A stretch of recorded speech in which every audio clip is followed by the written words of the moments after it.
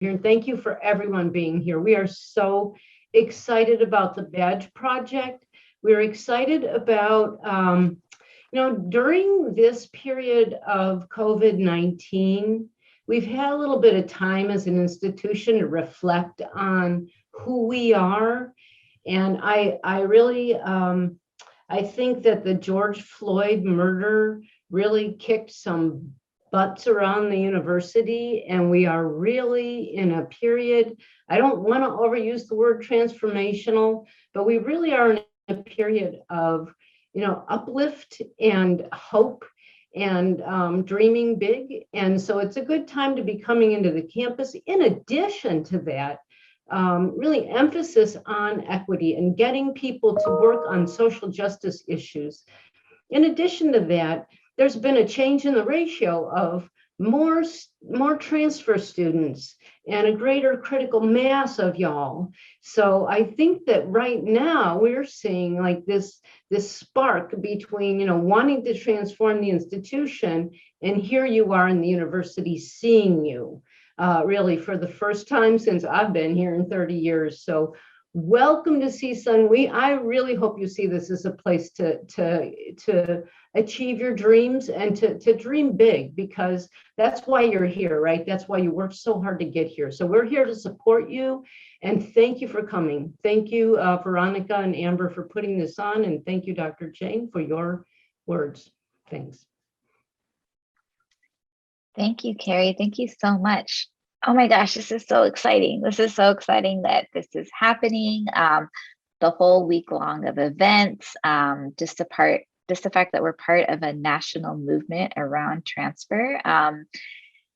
I don't have the institutional legacy and memory that Carrie has, but I've been at CSUN for maybe almost 10 years now. And what were just conversations that were happening over, a quick coffee in person without masks pre-COVID, right, are now actually here in terms of efforts and coordination and advertising and recruitment. And so much of that has to do with the really hard work of Veronica and Amber as part of the badge project, and really helping, I think, instill what we call transfer pride here at CSUN. And we know how incredible transfer students are. We know what a gift they are to the campus. We know how indebted we are to the intellectual contributions that you bring. And we want to help you feel recognized, and we want to help you feel honored and welcomed as much as we can. So this is definitely one small part of that. And it's just amazing just to even see all the red backgrounds, to see the consistent transfer messaging. Carrie shared with us in a small group a little earlier that she really felt that the university is turning a corner, and I would completely echo that. I feel that people are starting to wake up, people are starting to pay attention.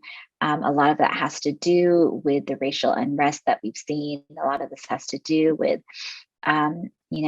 sickness and death related to COVID-19. We know that there's no longer time, right? Like the time is now. And so we are really excited to celebrate this time, to celebrate this week with you, and to really welcome transfer students and really encourage you to see yourselves as an important part of the university, and for the university to see you as an important part. So thank you and welcome.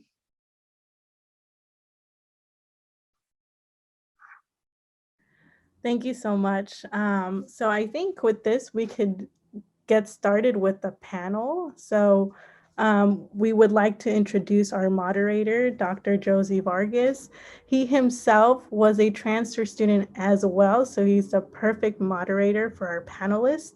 He is a professor in psychology, and he transferred from LA Mission College. So I'm sure he'll add more to his background because he has such an interesting background. So I'm going to pass it over to Dr. Vargas. Well, thank you, Veronica, and thank you, Doctors Sattermo and Zhang. This is a very, very amazing week that we've been having thus far. Again, kind of like celebrating and honoring and recognizing our transfer students. As Veronica mentioned, I myself was a transfer very, very long ago. And so in 2000, I actually graduated from James Monroe High School and decided to go to Mission College, which is one of our community colleges in the LA area. And I was there for 2 years and then transferred to CSUN, where I spent 4 more years and I majored in psychology and then went on to PhD school. My background is in social psychology now, and I do research on the roles of mentors and anti-racism in our educational systems. And I also look at issues of student equity. So I feel very honored to be here. But enough about me. Everyone is here to see and listen to the panelists. Just a few things before we begin. We were set until like 6:10 or so. We have 5 panelists and we have 5 questions. Maybe we can spend like a few minutes with our panelists introducing themselves. And we have a very unique panel today. We have a panel of current transfer students, but also CSUN alumni who were also transfer students themselves and who have gone on to do amazing things. And so all of us are in, I know, for an amazing treat. And I guess if everyone can go around, our panelists, introduce yourself, your name, your preferred name, what you're majoring in or what you majored in, and anything else that we would like to know. I think we have like maybe spend like 3 minutes doing that, and then we'll have like probably like 10 minutes per question. And I'd like us all to maybe have it be a little semi-structured. So folks feel it, like if they have something else to add, jump in and all that. I won't be calling on anybody unless I feel the pressure to. I just, of course. So with that said, I'd like to turn it over to our panelists. Hi, everyone. My name's Alina Damian. I'm a transfer student from Pasadena City College, and I transferred to Cal State Northridge, completed my bachelor's in microbiology, and then my master's in genetics. And now I work at CSUN because I love it so much I can't leave. Nice to meet you all. Welcome.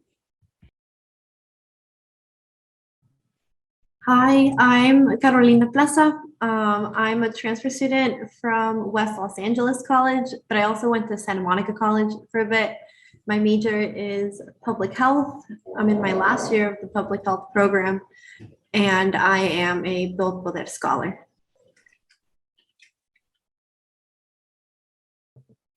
I'll go next. So my name is Ash Coonley. I am in electrical engineering. I transferred from Los Angeles Mission College as well, and I took a few courses up here at ABC. I am currently a badge project peer mentor. I am an AIM Squared peer mentor. Both of those programs help transfer students in STEM. And I am also president of Transfer Student Alliance. So if you see me on the server, now you can see my face. Yay.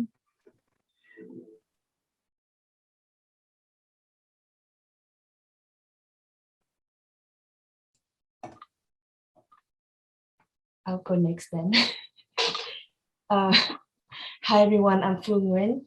I'm a CSUN alumni. I graduated with a master in linguistics in 2020. I transferred from ELAC originally and then went to CSUN for a BA in Dutch studies with an emphasis in ASL interpreting. And then I went straight to the master since it didn't require any letter of recommendations and it was free. So I finished my 8 years college. That's free. So that was good. That was a good part about transferring. Hi, everyone. My name is Jose Luz. I am a senior here at CSUN. I'm a psychology major. I kind of went the circuitous route. I started in 2001 at Cal State LA. I didn't get a degree, and I continued to float around, and I've gone to Glendale City College, Pasadena City College, City of San Francisco City College. And then finally, when I got my groove, I went to LAVC, and that's what got me. That was the feeder college that got me here at CSUN, where I'm finally doing the do, and I'm going to graduate in the spring. So thank you.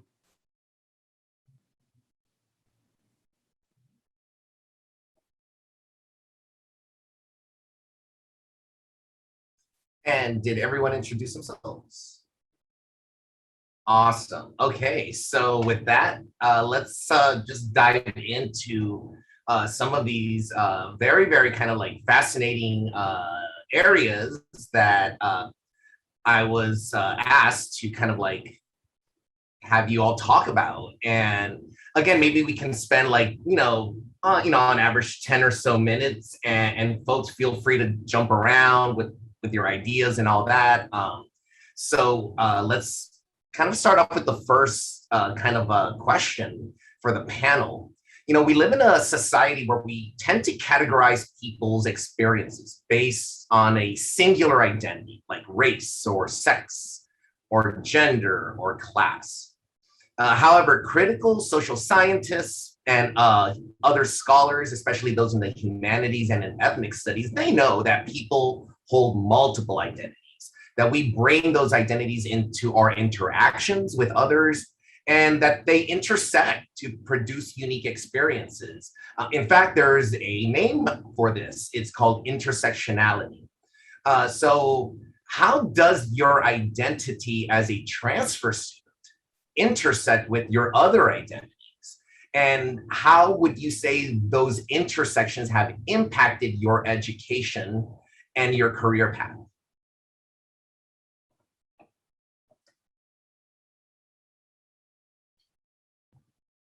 Well, as a transfer student, I am also like a first generation college student. And so I've always thought a lot about how, because I'm first generation in college, I didn't really have like a lot of guidance when I was younger in order to get to a university.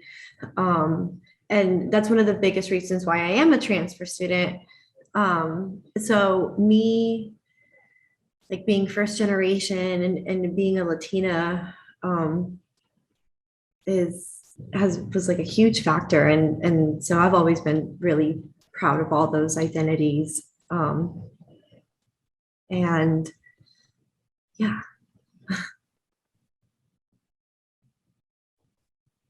So I'll go next. I would say that there's a couple of factors when it comes to me. I'm not first generation even, I'm an immigrant. So I came to this country when I was 7. So going through the American academia system was completely new to me, and I didn't have my parents to help me with it because it was new to them.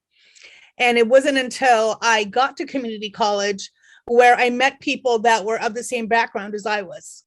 In my high school, it wasn't like that. So when I got to Pasadena City College, I was surrounded by transfer students. We were all gunning for the same thing. And I finally felt like I was in a group that I belonged in. We were all, with the same mentality, the same goal. We were all there to transfer to a 4-year university and do something more than our parents had done. So that part of it, I did find that it was duplicated, that identity. However, when it came to transferring to a university, I've always thought of myself as a very confident person. And when it came to anything with my family or my job, I was usually in charge. But when it came to transferring to CSUN, I was so intimidated and so insecure and did not feel in charge of what was going to happen and what I was going to take. And it took a lot of researching to find out what those pathways were so I could take control. So that's what it was like for me. Go next. I'm first generation as well. I'm queer. I'm Mexican and Filipino. And I think that I don't want to say that those inform entirely my educational career and my trajectory. They have, right? They impacted me. But I think the choices I made, I was a huge drinker early on in my life, and I did drugs, and I did that for a long time. And I told you about my like circuitous path through my education system. So all of those times were littered with like what I would consider really low points in my life. And so the only way, and this is an identity we don't talk about, my most important identity, the one that I have to think about the most, is my sober identity. I'm now sober 5 years, and that's the only thing I think today that is allowing me to have what I have here with you all, which is success and an outcome, right? And so I'm just glad to be here, right? And I'm lucky. But I say yet again that identity doesn't inform who I am, but it does help shape a lot of the trajectory I've had. I'm also a transfer student, and that is becoming one of the more important identities, being part of the badge project. And now it's informing the research that I'm really interested in. I'm actually interested in transfer student as an identity and the stigma around it. But yeah, that's how it informs me. So yeah, next.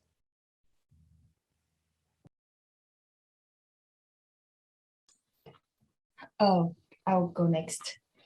So my transfer story is not as anywhere impressive as any of you. I came to the US when I was 17 years old, so that was pretty late to get any kind of high school credential, and in order to credit to go to 4 years. So thanks to my friend Amber that I met in high school, they told me like, oh, we're just gonna go to ELAC. Like, okay, we go to ELAC. And that's how I ended up with ELAC. And I just kept going and going. And I didn't plan to transfer at first. I was planning to just get a interpreting degree at a community college, but I have another friend who told me, why not go to get a BA? You kill two birds at one stone. So I said, okay. And season was closed. I knew exactly what I wanted. My identity as a transfer student, to be honest, when I first came to the US and I learned about this whole transferring or the community college and 4 years university, I learned about, well, people told me about this kind of stereotype going around, right? If you're a transfer student, or if you went to college, community college, you were failed 4 years university. But as I went through the transfer process and meeting other transfer students, I realized that they are a lot more interesting than people going straight from high school. No offense though for those who went straight from high school. But it tells me that I went through something and that they kept going. They kept going and they didn't give up on school. So that was part of my identity. I did not give up on schooling. And it was a financially smart move. Anyway, that's the only thing that I tell students. Just it's money. It's all about money.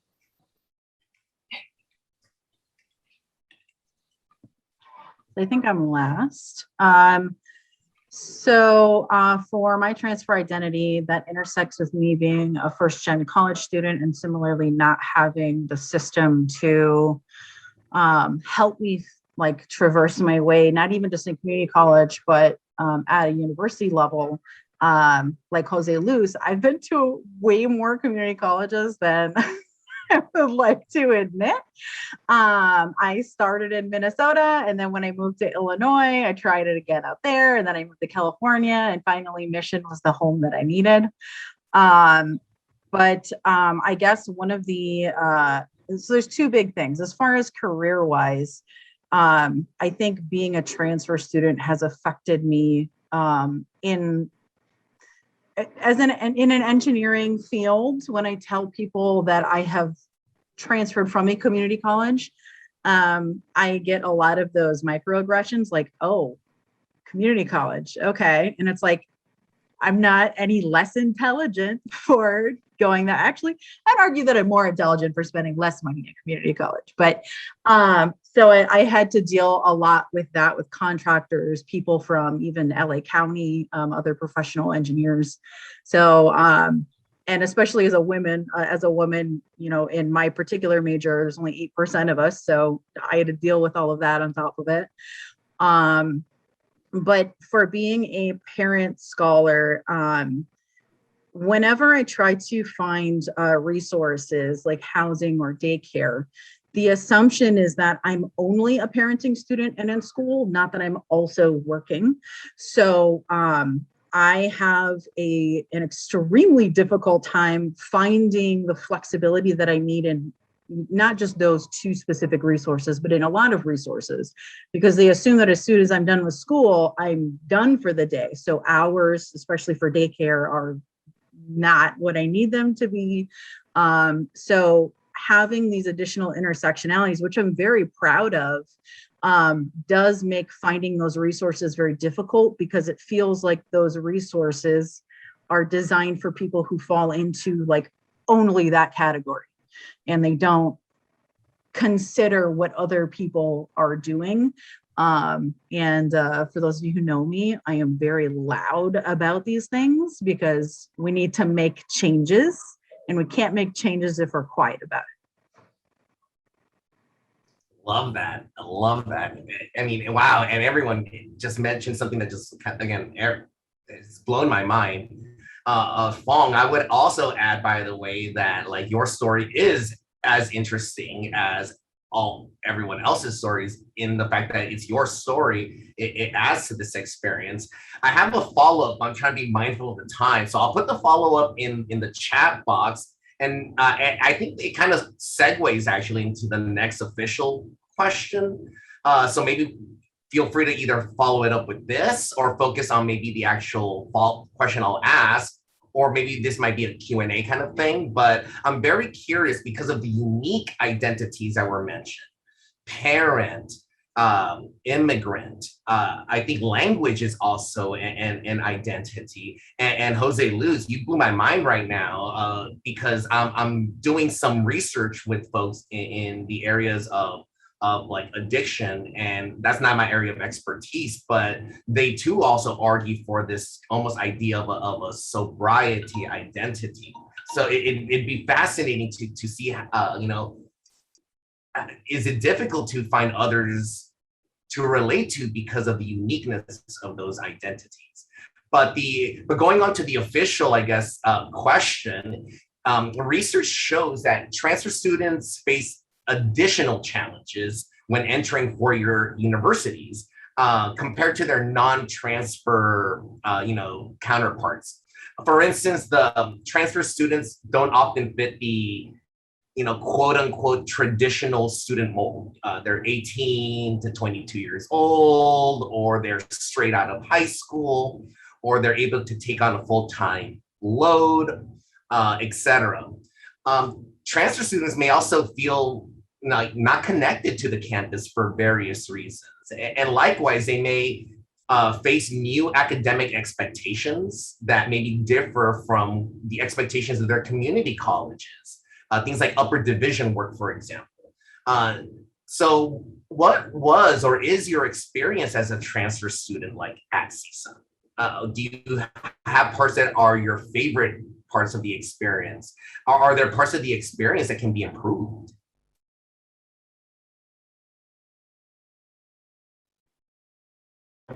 I can start this one. I did not have a good experience when I first transferred to CSUN. I'm going to be very open and honest. Hopefully I can keep it together. You're allowed to let loose, by the way. Already, like I'm already starting.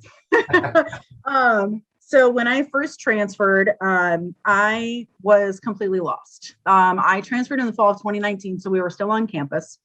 I have always been someone who does as much research as possible, and I'm pretty resourceful. I can't even tell you how many minutes I spent on hold with people at CSUN, only to tell them that there's nothing that they can do to help me as far as getting classes or just when classes are generally available, which like in my particular department blew my mind because there were almost no classes in the evening. And I was like, CSUN is a transfer school. Like, how's that not possible? With where I live now, which is out in Lancaster, I didn't get to see my son 5 to 6 days a week. I had to sleep in my car at the parking lot at CSUN for 5 nights. So on Monday morning, I would drive down with my son, drop him off at daycare, not see him the entire week. And at the time, the daycare at CSUN was not free. It is now, but I don't know how long that's going to continue when we're back on campus. And I felt like such a shitty parent. So I struggled a lot with that. That affected my work. I worked full time. I was taking 17 units, which CSUN is still advertising for new students, like take 15, go 15, do it. And as transfer students, we assume that the difference in difficulty between when we had classes at the community college versus what they are when we transfer to CSUN is because it's CSUN, because it's a university. That's not true. It's because they're upper division courses. And there's not really a whole lot that community colleges can do to prepare us. Because I've taken lower division courses at CSUN, I'm still taking them, and they're very similar to my community college experience. So that rigor for lower division courses is there. But I didn't have a lot of support. I will say that my favorite part was the badge project. Badge is what gave me the community. Badge is what introduced me to my fellow TSA founding members. We were all very upset in all of our workshop meetings. We were like, this is ridiculous. So we ended up bonding over that, and I was able to find my community through them. But I would definitely say that there's a long way to go. So CSUN is turning a corner. We at least have some acknowledgement for what's happening. And that we need this additional help. But in general, I think CSUN needs to be more receptive. So I think at this point, they're just acknowledging that there are transfers and that we need help, but they're not listening to us as transfer students.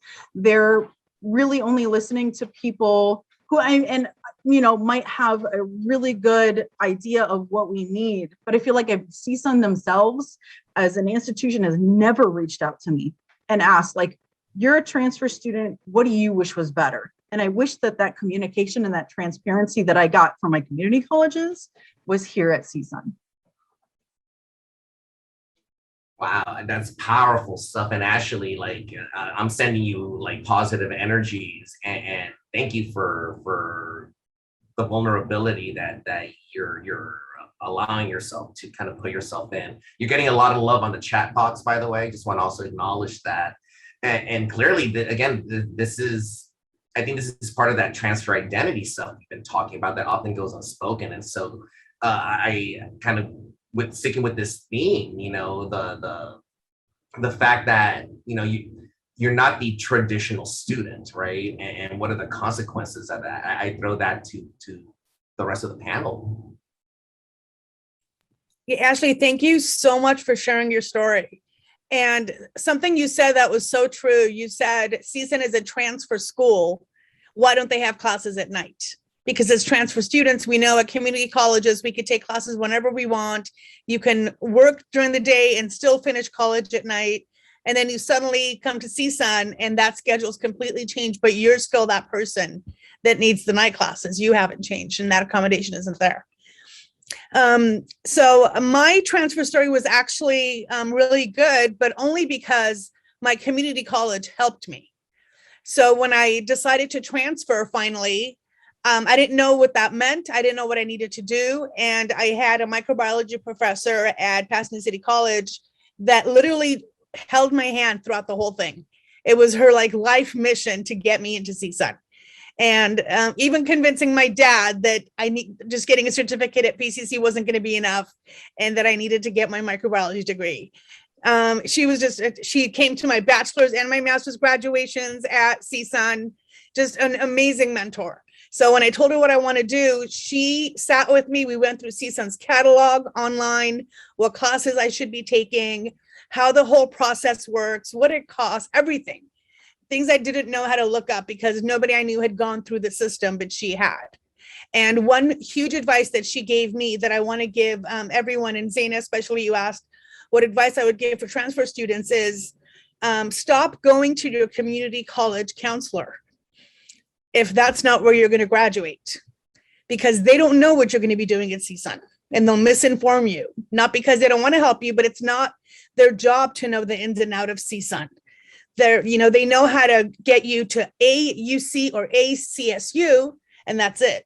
So a huge advice that helped me is a year before I even transferred, I came to CSUN and I met with my biology advisor and told her, I'm not a student here yet, but I'm transferring. Could you map out my classes for me? Could you tell me how long this will take? Could you show me what to do ahead of time? And that really helped. So it wasn't CSUN that helped. It was my community college mentors that really helped me transition to CSUN so I wasn't so intimidated and so lost. And once I did graduate with my bachelor's, I did go back to PCC and give speeches and talks to the students there about my journey and how to do it more easily and how to not be scared to come to that university and ask them for guidance. That's where you're going to be spending your money. So, a year ahead of time, I'd like some advice. Thank you very much. And that's what really helped me. I'll go next. Man, Ash, I get to spend every week on a Thursday with some really amazing fellow peer mentors, and one of them is Ash, and all of them are here too.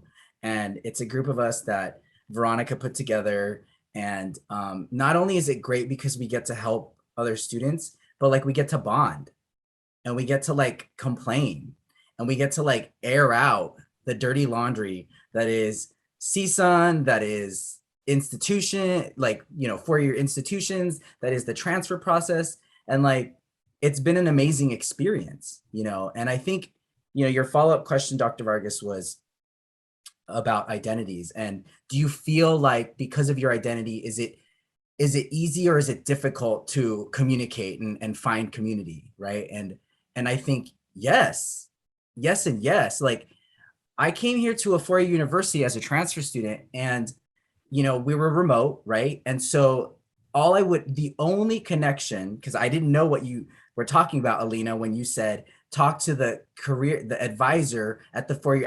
I never knew that. They don't talk to your advisor at the 4-year institution. So I had no connection, right? I had the Gmail and email that I was getting from CSUN, and that was it when we were remote, right? Like nothing. It was just radio. I was reading every word on every email as if it was like from the mouth of the dean, right?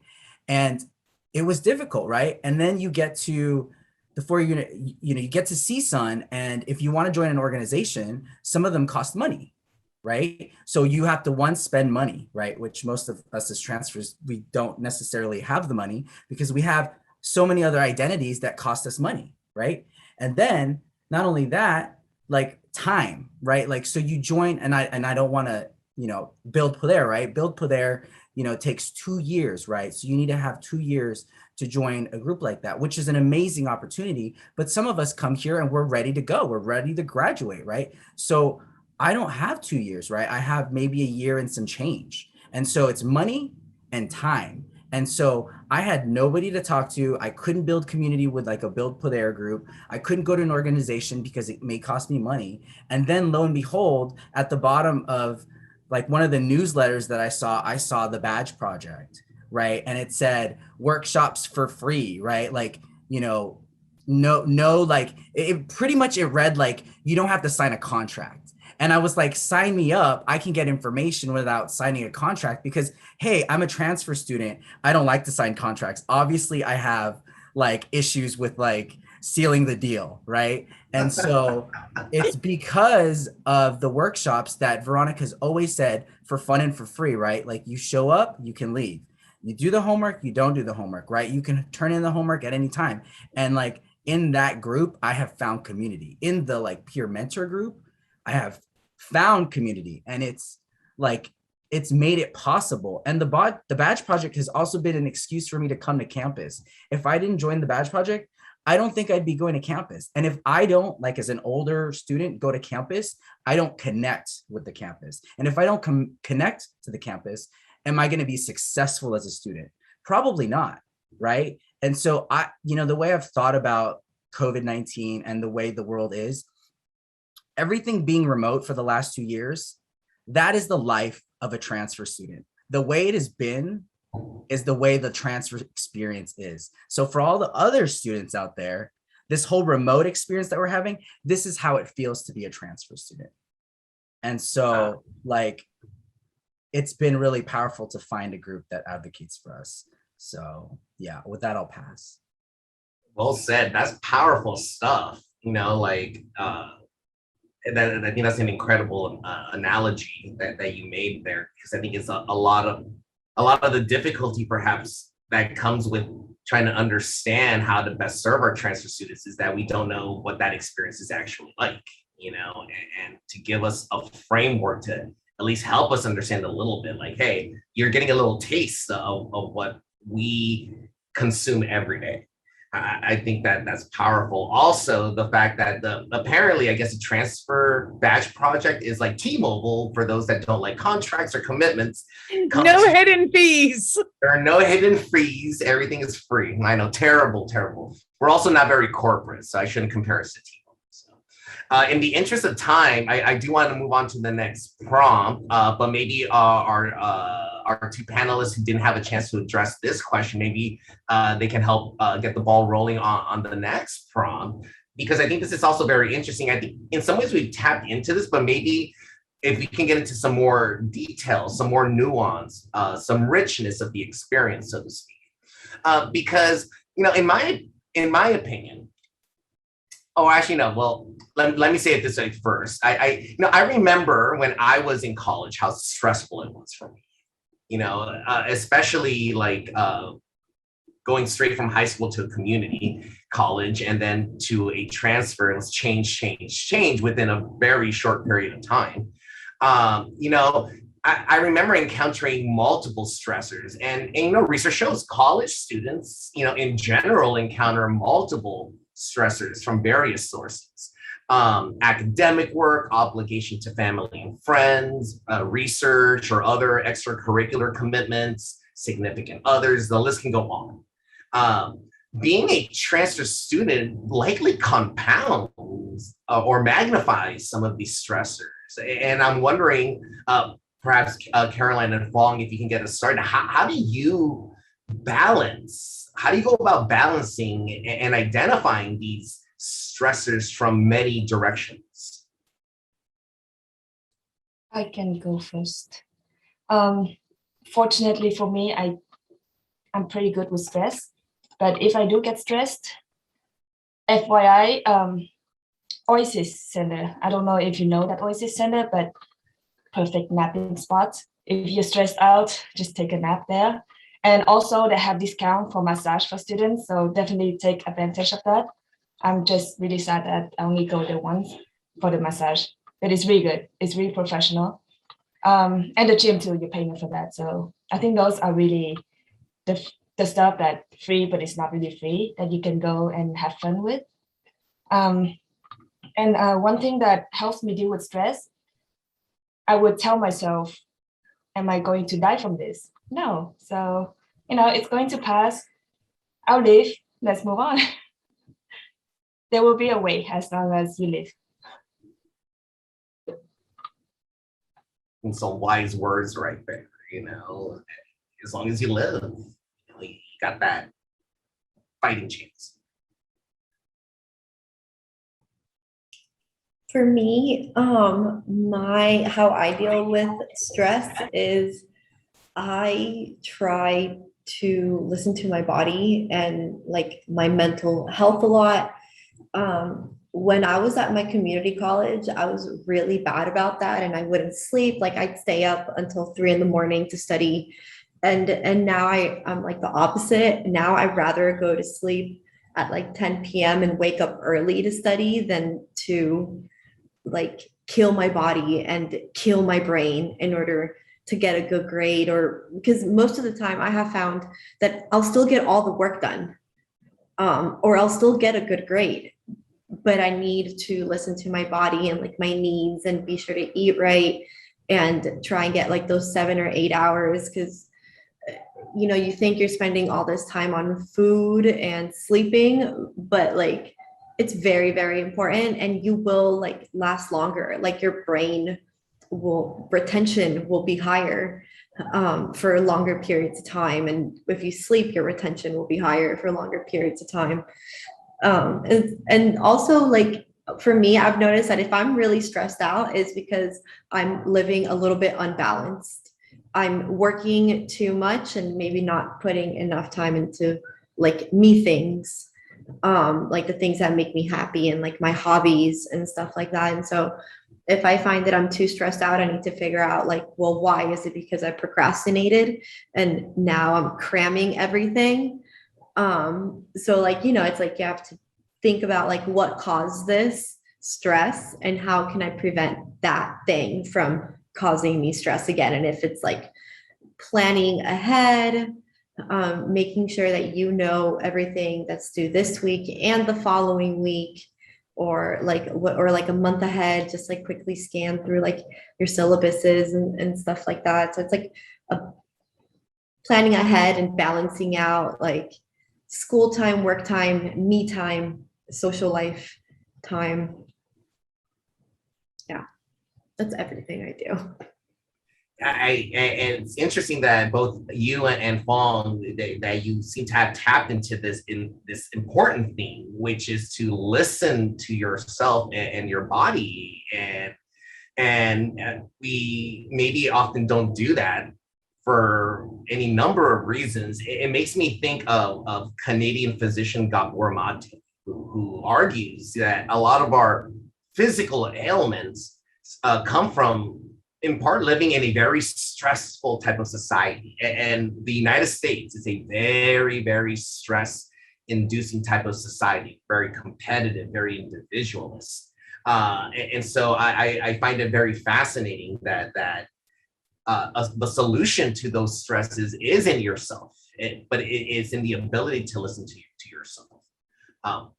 It's very hard to do in a society, again, where it's very quick, and we have these competing demands. In the interest of time, maybe we can just spend like another minute or so on this question before we move on, because there are some very other amazing questions we have that I would love for our expert panelists to delve into. I can speak to this one. So I'll do how did and how do I. How did I my first year? I didn't handle my stressors very well at all. Even the time, like the weekend when I finally got home and did get to see my son, I was just so stressed out because I had to do my homework that I still didn't see him. And I like Carolina, I was never sleeping. Like I was up until 4 a.m, and then I'd get up at 5 and continue working. And I was like, oh, this is what I have to do to get my stuff done. And definitely didn't listen to my body about when I needed to spend time for myself. But what I do now is I maybe don't necessarily listen to my body so much still, but I make sure to sleep. That's my biggest thing, is like, I always used to think when I was sleeping, if I schedule 6 hours of sleep, I'm like, oh, that's 6 hours I'm losing not doing homework or reading or doing something. And so I felt like I was being ineffective. And when I finally started sleeping, which was thanks to COVID, so I guess there's a silver lining with that. But I realized I was getting my schoolwork done much more quickly and much more efficiently. And I was remembering things better. And I was like, why didn't I listen when people said, make time for sleep? So I think that was one of the bigger things. And then that kind of was like the first domino that put everything else into place. And one of the other things is not listening to the haters. So on top of my first year, my family hasn't been to school. They're very kind of anti-school. Honestly, they didn't They've never supported me through my academic journey. They think it's a waste of time. And I took all of that to heart, like way, way too to heart. And after my first year, I was like, you know what? This is about me. This is about my son. This is about our journey as a family, not you. If you don't want to be a part of this ride, then you don't have to come along. So being able to finally take that step and say that this is not about, our horrible family tradition. It's about the tradition I want to start. It helped like immensely, magnitudes. So sleep and don't listen to the haters, like just cut them out. So a combination of maybe like listen to your body, but also a change of mindset, and they go hand in hand. I mean, wow, these are amazing tips, by the way. These sound like amazing tips also for maybe our faculty and staff, by the way. I'm noting down some of this stuff myself. So, all right. So kind of going on to the next question on our list. In my opinion, and I think this is probably the opinion of many, I won't speak for them, but I feel safe in assuming that like folks like Veronica and Dr. Sattermount and Jane would probably agree that, every week should be transfer week, in the sense that the university has an obligation, to meet the unique needs of all students, and that would, by that standard, include trying to understand and meet the needs of student transfers. Now, some campuses do more or less of a successful job at meeting those needs. So the question I have for the panel is like, what is one thing you wish to see at CSUN, or that you have seen at CSUN? So I'll go first on this. One thing I would like to see, and it's something I didn't realize we could do until I started working for the Build Poder program. And I realized that we can know who is transferring to CSUN ahead of time. Because if our Build students are transferring here from community college, we get to know that they got accepted way ahead of time, and there's plenty of time to advise them. So one thing I'd like to see is when CSUN approves applications from PCC, ELAC, Pierce, they give the advisors here at CSUN or hire somebody new like me, hire somebody, give them that list and say, these are the transfer students coming. Could you reach out to them and personally advise them before they even get into their year of transferring? So their last year at community college, they already know what to take, and not take classes that don't count, or not, put on their application a major that's impacted and now they can't change their major, or all the little things that a community college wouldn't know. So I'd like to see CSUN have a pipeline with each feeder school, which aren't many, and just give someone the list ahead of time and have those students taken care of. And then put them in the transfer program. I'll go next. During this week, we had to do some trivia for our tabling event for the transfer week. And one of the questions that was on there was, what percentage of students do you think are transfer students this year? And the percentage shocked me. It's 49%, right? So that's almost half of the students that we get are transfer students. And so to me, are we putting half of the amount of counselors or advisors or funding into the transfer student pipeline right now at CSUN? If half of them are coming here, how much funding are we giving? Are we giving half the funding? I doubt it. I really highly doubt it. But so to me, I've heard center thrown around this whole semester, right? There's a center for this, there's a center for that, there's a center for this. And that's beautiful because all these identities need centers. I think, and I know Veronica would agree with this, and I know Carrie would agree with this. I know everybody here would agree that, there should be some kind of transfer center. There should be some type of, receptive place, a space where all these identities can meet, especially people who have just transferred here, who are not necessarily freshmen. And so I really think that there needs to be a space. And that's the one word I've heard, safe spaces. There's so many safe spaces for all these identities. And so where is the safe space the question I've been asking all year is like, where is the safe space for transfer students? Where on this campus could you go as a transfer student and feel comfortable and feel safe? And if we don't have that, if you can't answer that, then we have a problem. So that's what I'd like to see. So I would like to see a transfer center. I feel very loud about that. Because I know, just like Jose Luis mentioned, like we have a ton of really amazing resources for so many different identities, but not for transfers. And the other issue that transfers really face, other than just not having that community when they come in, is they don't know about all of the resources on campus, and a transfer center would be the place to advertise all of that. And they're like, oh, hey, we have a Pride Center. Like, I want to go check that out, right? But you have to hear word of mouth, or potentially see an email, or go to the USU and happen to walk by. Because if you're not part of like that email list, then you just kind of don't know. And the other thing I wish, and given the amount of transfer students we have, I don't know if this is going to be even possible, because CSUN doesn't like priority registration, right? Is to give transfers priority registration, at least when they come in. So I know Veronica had mentioned that at UCLA, they have a couple like core for each department or major. They have these core classes for your first semester that are transfer classes. So they have other students as well, but you at least are guaranteed to get into those classes. So you're not put behind because you have such a low rank in priority. And the other thing would be for transfer students who are also working, or transfer students who are parents, or transfer students who are doing all three, or all, that they get just in priority for like as long as they need it.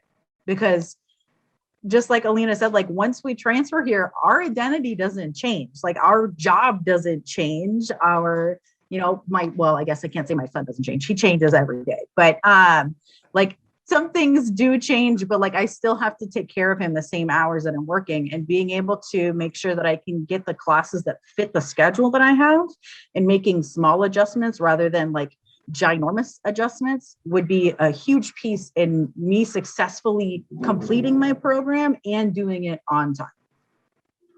Wow, that's excellent. It often surprises me of the resources that CSUN does have, because I've seen the positive transformations from when I was a student back in the early 2000s up until now. 2 decades later, there's been a lot of change, and yeah, like the old adage, the more things change, the more they stay the same, right? And there are some things that seem to kind of continue, and this might be one of those examples where like, wow, almost half of our students are transfer students, and I saw that in the chat box that when others were playing the spin the wheel game, or were answering the question about how many transfer students we had, the estimates were often very low, which speaks, I think, to the invisibility of transfer students, that the general perception among the student body is that that's a very, very rare minority. And we know what happens when there's a perception or reality of a minoritized group, and the treatments that follow from that perception or reality. To stick on schedule, we're going to move on to the final prompt. I can't believe we're at our final question. This is, again, I'm like losing track of time. This has just been incredible. We should have scheduled this for a little bit longer. But with that said, I'd like for all of our panelists to give their 2 cents at least for this final prompt in the last 10 or so minutes we have remaining. I noticed how the title of tonight's panel is Our Transfer Journeys. That's very fascinating. The comparative mythologist Joseph Campbell referred to the hero's journey to describe how people, their lives tend to mirror metaphorically the mythical and contemporary heroes and heroines of some of our favorite mythologies and stories. People live in a comfortable place only to leave that place in search of personal transformation, either by choice or by necessity. Along that way, they encounter challenges, and when they're successful, they emerge transformed and with a new awareness that they can share with others. It feels to me like the experiences of transfer students are very similar to the struggles of our favorite heroes and heroines. Whether we're talking about Pocahontas or Hercules or the Avengers or Star Wars. So all of you are either on or either were or are currently on the transfer students journey, as it were. So what valuable knowledge do you have that you gain while taking this very special journey? And more importantly, what advice would you give back to prospective transfer students who may not be sure if they should embark on the transfer students journey? Josie, you really need your own TV show.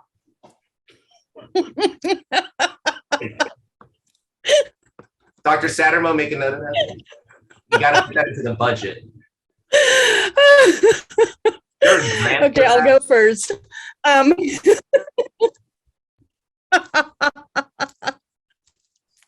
Or podcast, yes. Talking about that for a while. All right, moving on. Wait, what was the question? So what valuable knowledge have you all gained? Oh my gosh. And again, what would you give back to those that might be hesitant to take this journey? So as an advisor, I have to be honest. I don't think it's everyone's journey to transfer to CSUN or to a four-year university, because there are amazing careers out there that you don't need a degree for. For example, my best friend and I started at PCC together. She stayed there and got her degree in 2 years in radiology and is making a 6-figure salary now. I then went on to 8 more years of schooling, but I did it because I loved it. I love being in school and I love learning. So it does depend what you want to do for a living and what interests you. I originally went to my community college because I wanted to be a nurse and they had the best nursing program. So if you want to be a nurse and go to community college, that is enough. So it depends on what you want to do. I don't ever poo-poo going to a community college, finishing and doing a career, because they have amazing opportunities. One thing I would say though is when you are thinking about transferring to a four-year university, of course it's going to be intimidating, but most of the community colleges now are so big that it's just as big as CSUN.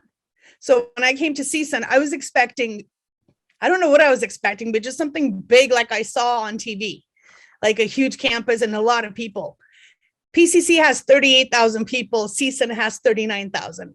So my community college was so huge, this wasn't even a big deal. The one thing that I would change a little bit, it took me a long time to let go of my community college family and sink into my CSUN family. I wasn't trying to make friends the first semester. I was still hanging out with my community college friends, even though we'd all gone in different directions. So the second semester, when I made study buddies and got groups together at CSUN, I felt more at home there. So I would definitely recommend letting go. I'm not saying ghost people, but do make your friends your first semester out and do make your study buddies. Having the groups of people that were in my same major and we started taking classes together and the same group, every class studying together, really, really helped us all get really good grades.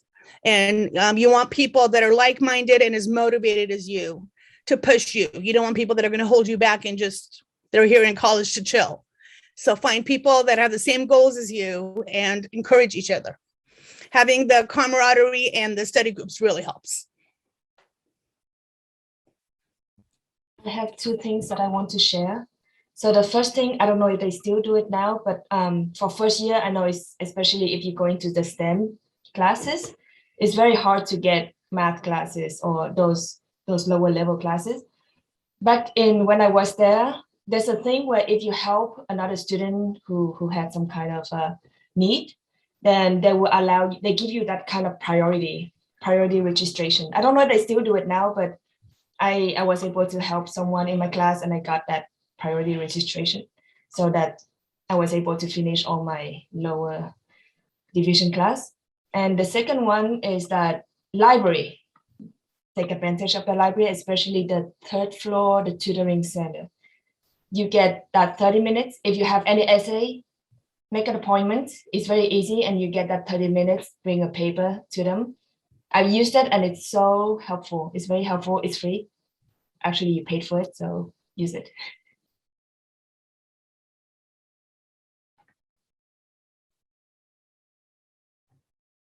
I can go. Oh, go ahead, Karen.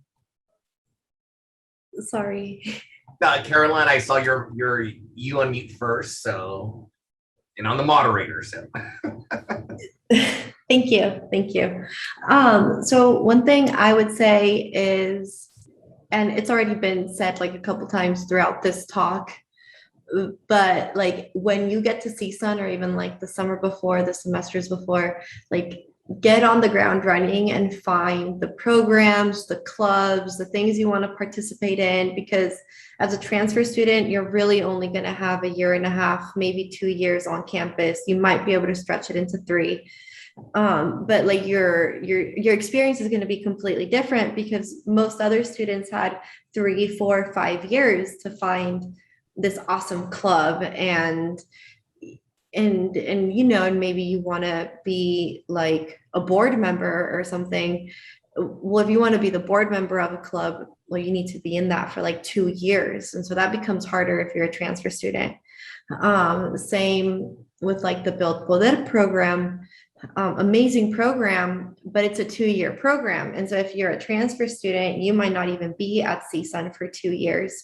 So really, like, do your research before getting there. Look at the campus map, look at all the buildings, all the research centers, and like look up all the clubs and things like that and associated students, and like really get the campus already having some, you don't need to know where you're going to go on the first day, but have some kind of idea like, oh, I'm interested in the environmental clubs, or I'm in public health, so like the public health club or women's research and resource center.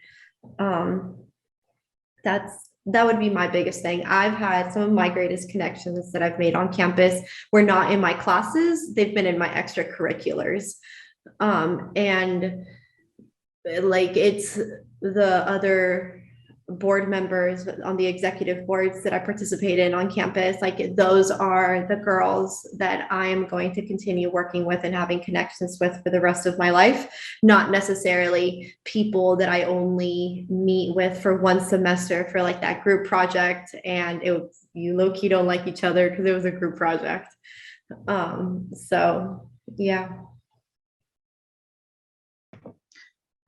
So I have a lot of things to throw out there. I'm a huge proponent of therapy. So even if you think at the time that you don't necessarily need therapy, it helps. There are weeks that I have no issues, and it's still good to just vent about even the small stuff. Like the other day, I did like all the laundry in my house, and James kicked it over, and I was like, all right, this is the day we're having today.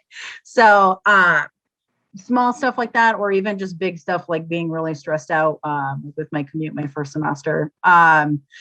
Then self-care.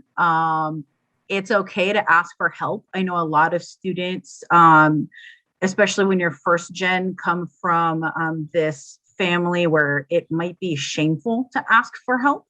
And it's okay to ask for help, especially tutoring. Don't wait until it's too late. As soon as you don't understand something, don't just beat your head against the wall like, I gotta do this. Like, get help. There is somebody who can help you. There are tutors at CSUN. Please use them. The other one is to find your community. So just like Carolina said, absolutely look at student clubs and organizations. They're a great place to start. I did not do that my first year. Because I already had a job, I thought that where I wanted to work at the time.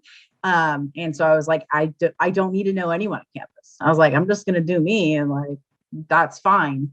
Lo and behold, 3 years later, I'm still plugging my way through, but without that community that I was able to build with BADGE, with TSA, with my engineering societies, I would be a very different person today. And then the last piece of advice, just in general, not specifically for transfers, is know when to say no.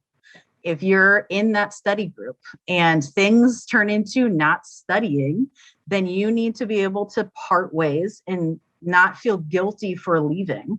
You have to know when to cut your losses or when to say no to adding new things. So say you are in a club and someone wants to be a board member. Take a look at your time and your commitments. And if you can't do it, it's okay to say no. You have to be mindful of what you're balancing and what you're doing, not what necessarily they're balancing and they're doing.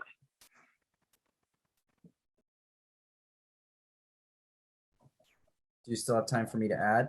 Yeah, last but not least. Okay.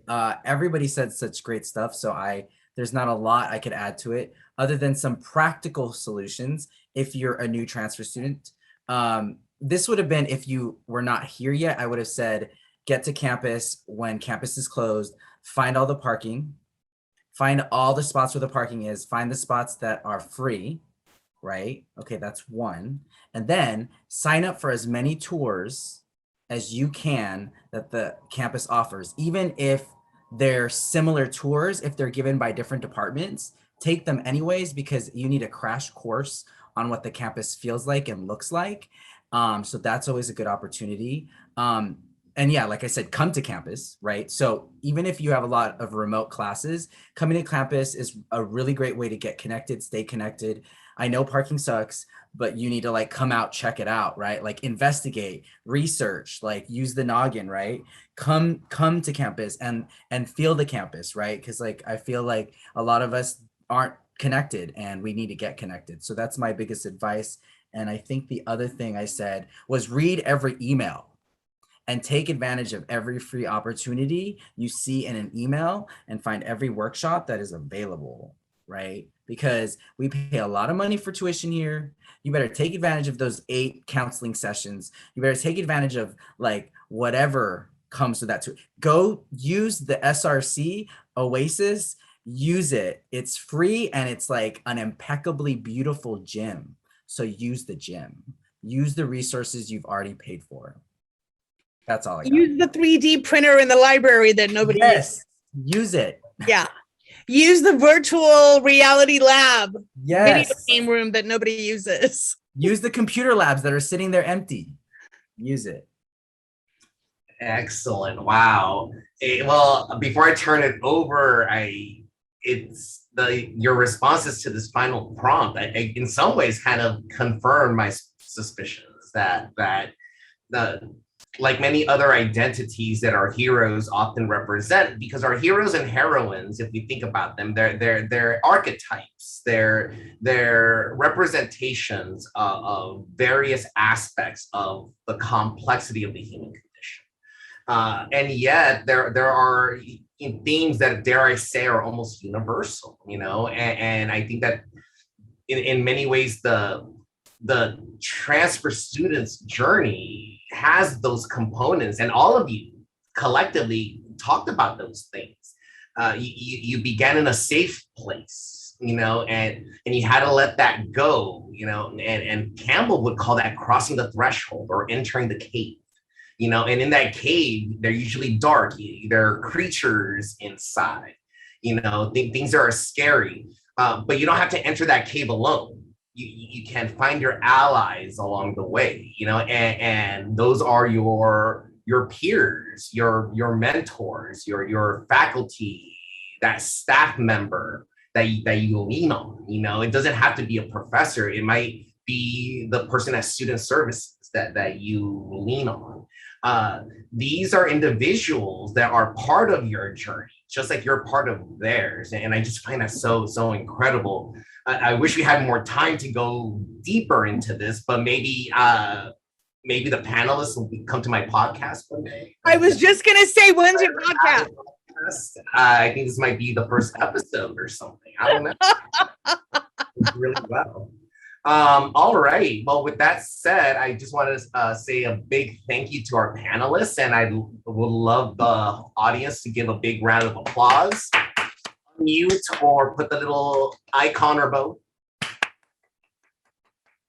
very, very informative and amazing.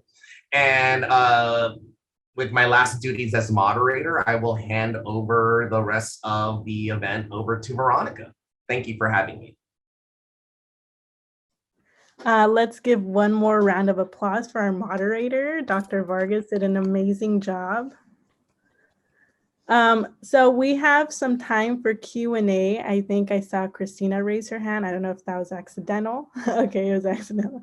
But I know there have been questions in the chat, but this is your moment to either ask your question in the chat so that the peer mentors can answer it, or if you want to speak out, you could ask your question out loud as well before we end this. Oh, yes. Okay, so let's start off with Christopher. Yeah, I just wanted to ask, are there any resources that CSUN offers for cases such as Ashley's, like being a parent, having to, try to get your education?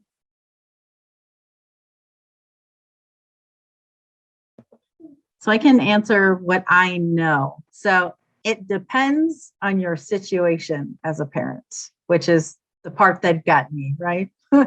Currently, there's free childcare, but it's only until 4 p.m. So if you do have evening classes or have the opportunity to do that, you have to figure something else out. There are some faculty who are okay with kids coming with you, but you need to make sure you communicate that with them. Not all of them are like that. So just throwing that out there. There are also housing options, but like myself and my partner, we've been together for almost 9 years. We have made the decision that we just don't want to get married at this point in our lives. And unfortunately, marriage is the requirement for family housing for you to be with a partner and your kid. And doesn't matter how long your stuff is. We've like all of our joint accounts, everything, like it's all together. We're basically married. But the housing department said that if I get approved and I move in with my son and they find out that my partner is there, that we will be evicted without notice, and that we would just be on our way.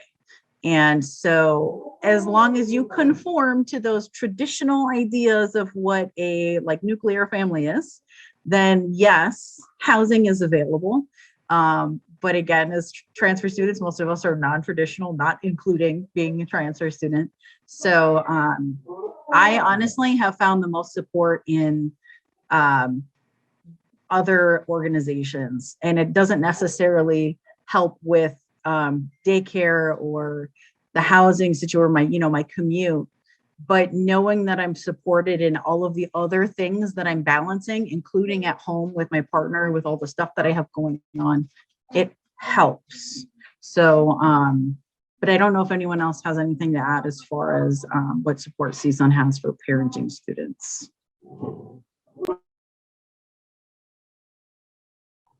Well, it's not like necessarily advertised for parenting students, but like, at CSUN, there's the food pantry. So if you ever need like food or toiletries or like pads and tampons and things like that, like you can go to the food pantry and you can visit the food pantry once a week.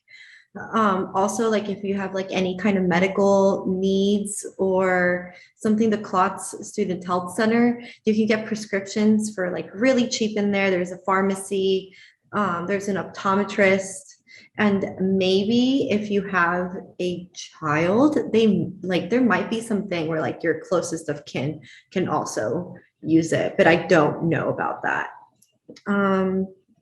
What else would you, I'm like thinking out loud as like what else a parent would benefit from on campus?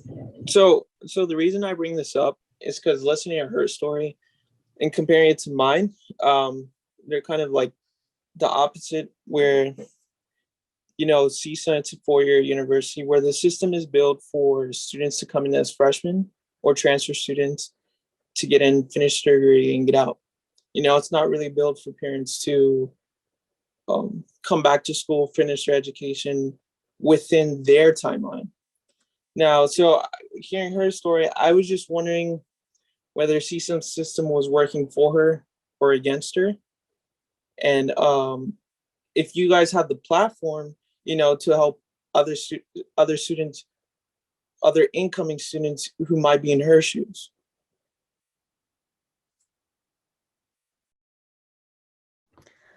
I mean, I can at least speak to the fact that like it's not working for me. But at this point, it's not necessarily working against me anymore. But that is because of COVID and being able to be home. If I was still physically on campus, I would probably be here for another 2 or 3 years. So I'm in my last year. And I would have had to plan everything around whatever resources were available.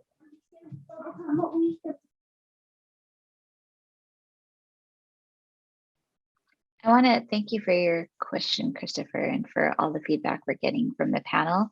I would say CSUN has a lot to grow in this area, as do a lot of traditional four-year universities. There is an emerging recognition of what we say as parenting students or students with dependents as well, students who are taking care of like elderly members of their family. And I know that the graduate studies panel, I think just recently did something around parenting students. And so I would say we're definitely not where we need to be, similar to resources for transfer students. And there's room to grow here for sure. So I think it's panels like these, parenting students, like Ashley, like the more that we hear the stories and more that we hear the difficulties, the greater the urge and greater the need is. So this is something that we need to do a lot better on. Thank you. If I could just interject and ask Ashley a question. This is your last year, Ashley, so in spring you'll be graduating? Have you looked to see if the classes in spring need to be at a certain time? So I am still, I think I actually figured out what my schedule needs to be. I have priority registration. I think I have everything on Monday, Wednesday. So my partner is reaching out to his place of work right now and confirming he is okay with not working Monday, Wednesday. But yeah, like my first 2 semesters, we didn't have that luxury. Like I was working every day, 8 to 5. And so we didn't have that balance. But yeah, so I think I'm okay. My son is like screaming in the background. Okay. So the reason I bring it up is because a lot of professors are now needing to tell their departments if they're going to be doing it asynchronous, online, via Zoom, blah, blah, blah. And I would maybe suggest emailing each of those professors, telling them your situation, saying, this is my last year, I have to take your class and graduate. When they ask you, can you please make your course asynchronous? So that way you can guarantee, it's not a big deal for them to just not pick a time. Right. Yeah. There's some that I can't. So I know one of them that I want to take is I don't need to take it, but it's a chemistry lab. So I know that one. Right. To support what I'm doing. So yeah, there's a little bit of that in there too. But so I actually went to the parenting panel that Dr. Jan mentioned, and they actually didn't really know a lot about the struggles that we deal with. And one of the things I brought up was I have reached out to all of every semester, I let them know I've got a toddler, or, when I first started, he was a newborn. I was like, there's a lot going on in this house. And I also have a husky, which is basically another toddler chasing each other around my table right now. But when I've reached out to faculty, it's hit or miss. So sometimes they've been really supportive. Even this semester, I have faculty who will give me a couple days of extension if I need to. He's always like bonking his head on things. So I'm just like, whatever. But there are some faculty who are like, you're not special. You get no extra treatment. I don't care what happens and what emergency has come up. Last semester, actually, my son was jumping off of the couch trying to do a front flip, which no 4-year-old should be doing. It was in the middle of one of my tests, and he smacked his head on the brick on our fireplace. And he had a huge bruise, was bleeding. Oh my And I gosh. take him to get stitches. And so I sent the picture of my son bleeding and crying to my professor in an email, letting him know I have to go take care of this. And he said, well, whatever you did is what you did. I didn't get to retake my tests. I didn't get anything. And so it's kind of like, I have to almost literally find a way to put eyes in the back of my head to be accommodating for professors rather than professors just trying to be accommodating. I know, and I give you props. Very commendable. Hang in there. You're almost done.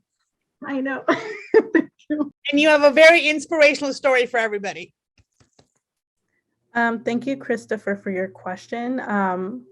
If you signed up, if you RSVP for this event, I'll be happy to look for further resources for you to work more closely with you. And then we have one more question. We could take one more question before we leave from Henry. Hi, so I was wondering, what can transfers sort of do to sort of push what we're trying to get going more to the school? I want to know, should we write certain people? I wrote an essay to the CS chair actually today. I posted it in our Discord. Try to encourage at least the thinking about the perspective that we're in, where we're not all super flexible. We can just show up whenever for any class and crash things. Like some of us really have less flexibility in our day-to-day lives. And so I'm wondering, like, what should we do to try to encourage more of a transfer perspective in the school? Should we write people? Should we be bothering certain people about it? Or what can we do to make our voices more heard? I have found that sometimes going through the proper channels doesn't work and making noise works. So going to the school newspaper, the Sundial, and having them write an article and interview people, that would make a bigger difference. Anytime anything's in print, the president pays attention.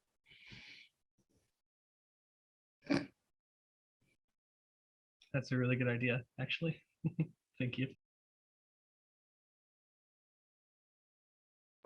I think something that's helped with me is, well, this is particular to my department as well, is I have a good relationship with our department chair, but I think that's mostly because she also is a parent of a young child. So I was able to find that commonality. And so when one of my classes actually just decided to tomorrow start being on campus again, even though the professor promised there'd be no meeting, even though the class was classified that way. Beginning of the semester, he said, just, we're not even going to bother. So I didn't make any accommodations on my end for that. And so I emailed the chair, and immediately she emailed the professor, and she's like, Ashley will not be coming to campus. You're going to have to figure something else out. So finding those faculty who have power, not necessarily your chair, but someone who's been there a while. Like I know for CS, Wigley is still a pretty important professor. But that's helped. And that took 2 years for me to find that and build that relationship. So it's not like a quick fix, but that at least also brings up the visibility, because whenever I get to meet with her, I get to kind of drop some of those, like the not having classes in the evenings. So she actually this semester, because of that, was able to push for more classes in the evenings. So it's a slow process. Like, yes, I'm definitely going to look at reaching out to the Sundial, because that's an excellent suggestion. So thank you. I hope you all have a good night. Thank you for staying as long as you did. And again, thank you for our speakers, our moderator, our panelists. Thank you, Amber, for your support as well. Have a good night, everyone. Good job, Beto. Thank you, Veronica. Thank you, everyone. Good night. Bye, Night, guys. everyone. Thank you. Thank you for having us. Thank you. Bye.